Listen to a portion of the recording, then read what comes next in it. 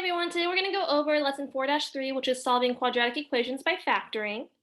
Again, as always, pause the video when needed to go ahead and try the problems yourself or to take notes. All right, so the first method we can see here is the FOIL method for multiplying binomials. So you multiply the first terms, then the outer terms, then the inner terms, and then the last terms. Generally, we actually don't use this one as much anymore because it's not applicable after binomials. And so what you probably would have seen a lot of is actually multiplying by the box. Because this is a way to make sure that you multiply everything you are supposed to multiply. And this can be extended to something besides two binomials. So we're going to do x minus 6 times x minus 2. So we're going to multiply to fill in the box, and every box on the inside should be filled. So x times x is x squared. X times negative 6 is negative 6x. X times negative 2 is negative 2x. And then negative 6 times negative 2 is positive 12. And we're just going to combine like terms as we pull from the box. So we have x squared minus 8x plus 12. And that's the same thing you get when you use the FOIL method. It's just that we tend to go away from FOIL because it doesn't work after we get out of two binomials. So that is how we use box. So we're going to write a quadratic equation in standard form with the roots 1/2 and negative 5 as its roots. So we have a pattern here. P and Q are your roots.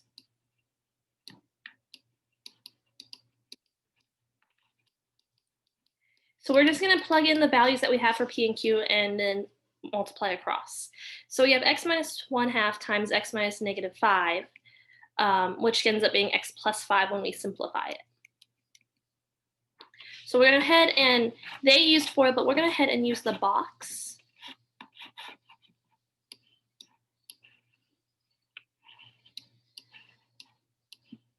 So over here we have x minus 1/2. Here we have x plus 5. So we get x squared, 5x, 5 halves, and negative 1/2 x. So as a reminder, 5 is the same thing as 10 over 2. So when we do 10 over 2 minus 1/2, we get 9 halves. And then 1/2 times 5 is 5 halves. So that's how we get x squared plus 9x, 9 halves x minus 5 halves. Generally, sometimes they prefer you not to have fractions, so they're going to multiply by the denominator to everything to cancel out the fractions. And we get 2x squared plus 9x minus 5 equals 0.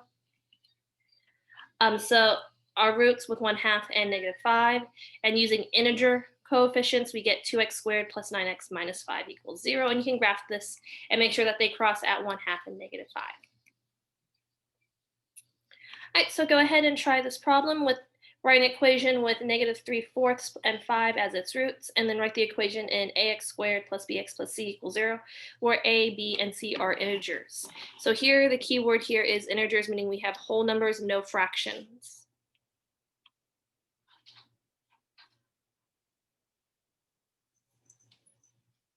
All right, so let's go ahead and try this problem. So we're going to get x minus negative 3/4 times x minus 5.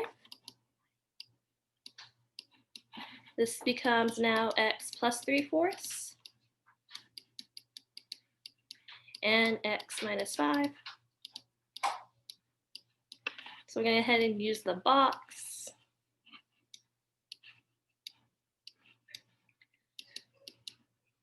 X plus 3/4,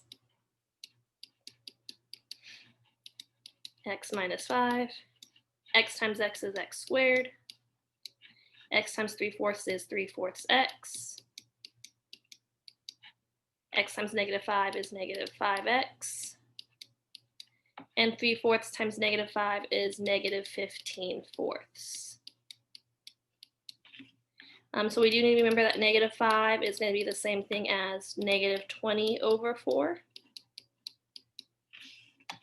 So we're going to get x squared And we're going to do negative 20 plus 3/4, and we get negative 17/4. So we're going to get minus 17/4 x minus 15/4. Now the rule here was that they said they did not want, they only wanted integers, so we're going to multiply everything by 4. And when we do that, we're going to get 4x squared minus 17x minus 15, which is b.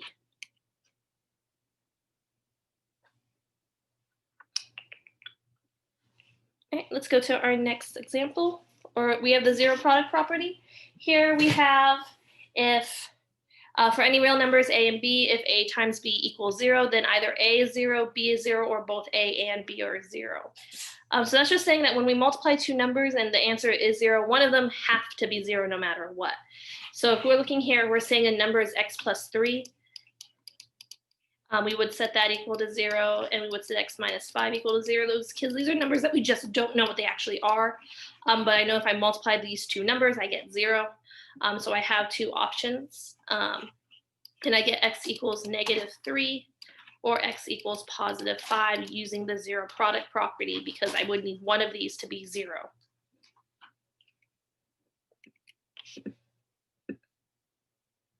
Interesting. All right, so we're going to solve 9y squared plus 3y equals 0. We're going to factor out the GCF first, which is 3y. It is what they both have in common. So 3y times 3y is 9y squared. 3y times 1 is 3y. So we're going to pull out the greatest common factor and undo the distributive property. So I'm left with 3y plus 1, because that's what's left in our parentheses. So we have 3y equals 0 and 3y plus 1 equals 0. And we're just going to solve for y. You do this one dividing by 3. This one you subtract 1 and then divide by 3. So we get 3y equals negative 1, divide by 3. And we get y equals negative 1/3. So 0 and negative 1/3 are our answers.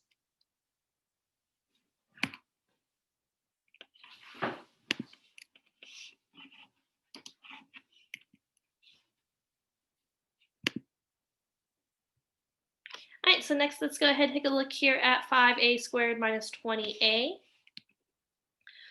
We're going to factor out our GCF of 5a, and we're left with a and 4 in our parentheses. So 5a times a minus 4 equals 0. So when we set them both equal to 0, we have 5a equals 0 and a minus 4. And when we solve for a, we get 0 and 4. So go ahead and try this problem. Solve 24b cubed minus 18b squared equals 0. All right, so we're going to see what our GCF is. I do see that they both have b squared involved. And when you're working with two variables, that are the same, the lower the exponent, the lowest exponent is going to be the GCF of that term. 24 and 18 are both divisible by 6. So we're going to pull out 6b squared. And we're left with 6 times 4b is what I would have here, minus 3 times 1, or times minus 6b squared times 3 equals 0. So we're going to pull out the 6b squared, and we're left with 4b minus 1 equals 0. We're going to set both equal to 0. 6b squared equals 0, and 4b minus 1 equals 0. Divide by 6, and we're left with b squared equals 0. The square root of b squared and 0 is 0, so b equals 0. Here we're going to add 1.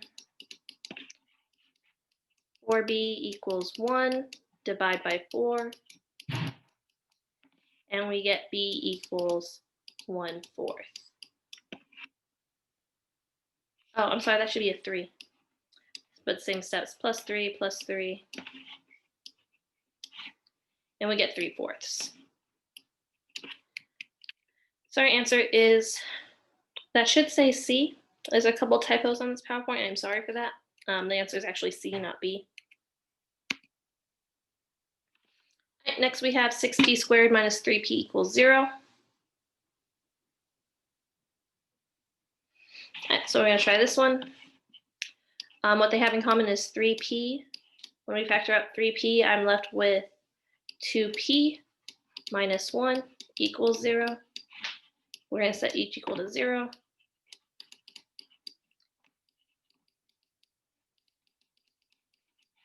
I get p equals 0 and p equals 1/2. So our answer is D.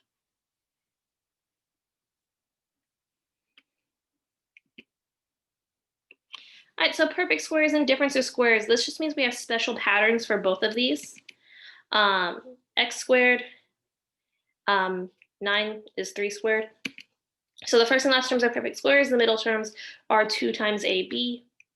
So since x squared minus 6x plus b is a perfect square trinomial, we just know that it's going to be x minus 3 squared. So the pattern follows as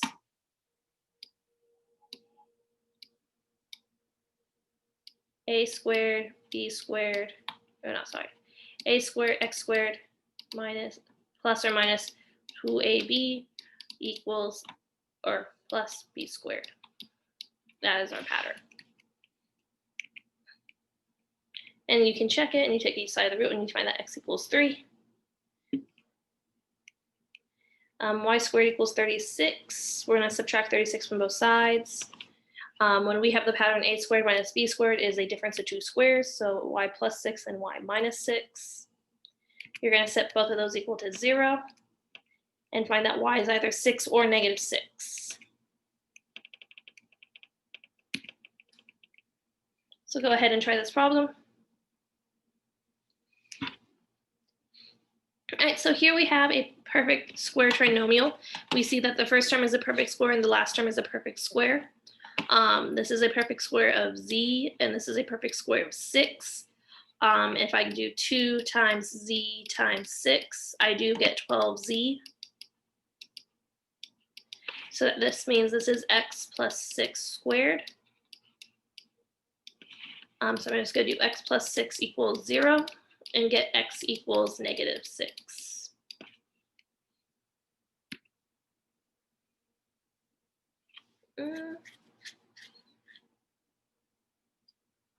The answer is B. I don't know why they have A as the answer, but the answer is B.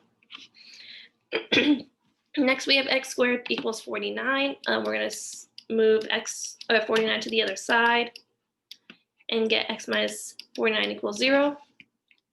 X is a perfect square. 49 is a perfect square of 7. So this would be x plus 7, x minus 7. And when we do that, we do get B again for our possible answers.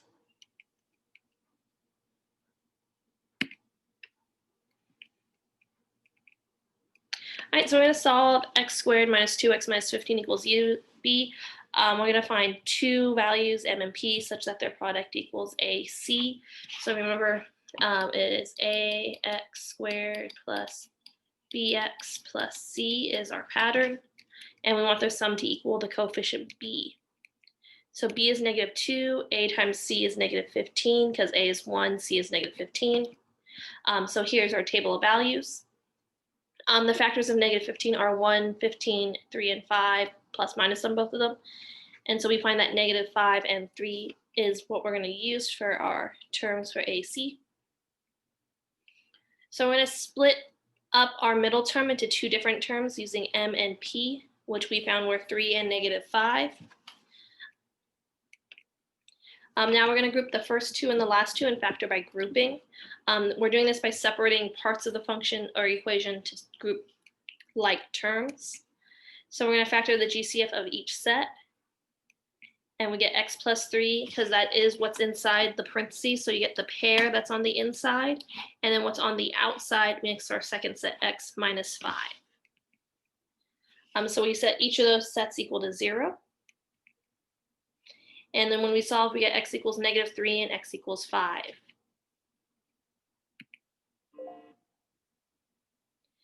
All right, our next example is we have 5x squared plus 34x plus 24 equals 0. If possible, you're always going to try and factor out a GCF at the start. In this case, there is not one because that will let you work with smaller numbers. Because we're going to do 5 times 24, which is 120. So we need to figure out two numbers that I can that multiply to 120 but add up to 34. We find that is 30 and 4 because 30 times 4 is 120. So we're going to use that. We're going to group the first two, 5x squared and 30x, and then 4x plus 24 together. The GCF of 5x squared and 30x is going to be 5x, and 4x and 24 is going to be 4. So notice that we get x plus 6 on this inside. If your insides do not match, you did not do it correctly for factoring by grouping. These two sets of parentheses have to match. So we get x plus 6 and 5x plus 4.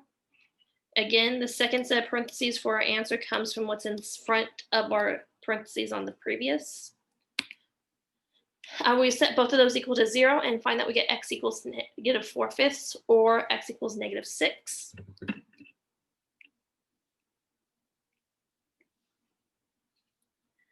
So go ahead and solve this problem. So we're going to head and do this one. We're going to do a times c, which is 15. So I need to know what multiplies in 15, 1 and 15. And these are all plus minuses, 1 and 15, and then 3 and 5. So since this is a minus sign, I do need to have at least one of these be negative, but this is a plus, so that means they both are negative. So we find that negative 3 and negative 5 are MP values. So we write this as x squared minus 5x minus 3x plus 15 equals 0. So we're going to group the first two and the last two. The only GCF we have here is x, so we get x minus 5. Over here, we're going to pull out a negative 3, and we're left with x minus 5. What's in the front is our first one, so x minus 3 and x minus 5. When we set both of these equal to 0, we do get positive 3 and positive 5, which is D. For our next one, we have 3s squared minus 11s minus 4. So we're going to do 3 times 4, which is 12. Our factors of 12 are 1 and 12, 2 and 6, 3 and 4. The only set that's going to get me a negative 11 in any way is going to be 1 and 12. Since this last sign is a negative, I do know one's positive and one is negative. Since this is negative, the larger one will be negative, so negative 12. So we're going to get 3s minus 12s plus 1s minus 4 equals 0. So we're going to group the first two and the last two, pull out the GCF, and this is s squared. So 3s is our GCF in the first term, and we get s minus 4. My GCF in the last one is a positive 1, and I'm left with s minus 4. So 3s plus 1 and s minus 4. When you set both of those equal to 0, we will get negative 1/3 and positive 4.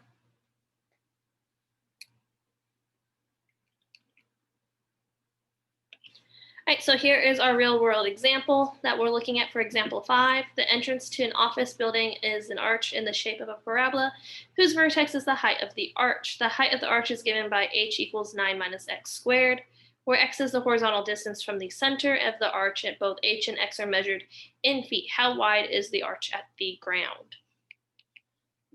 So to find the width of the arch at ground level, we need to find the distance between the two zeros. So our original equation is 9 minus x squared. We can also rewrite this by multiplying everything by -1 to get x squared minus 9. This is a difference of 2 squares, x plus 3, x minus 3. So we use zero product property to get x equals -3 and 3. So we're going to look for the distance, which is 6. So the distance between the arches at the ground is 6 feet. And we can check this by plugging in 3 and -3 and find that they both work.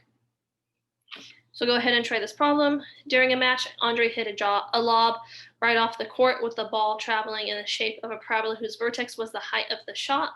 The height of the shot is given by the equation h equals 49 minus x squared, where x is the horizontal distance from the center of the shot.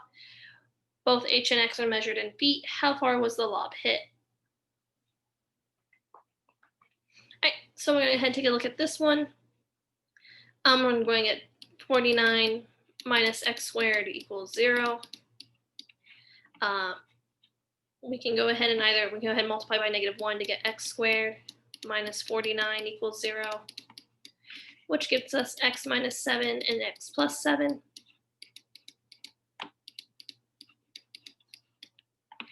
So we get 7 and -7 is our roots. The distance between those two is 14 feet.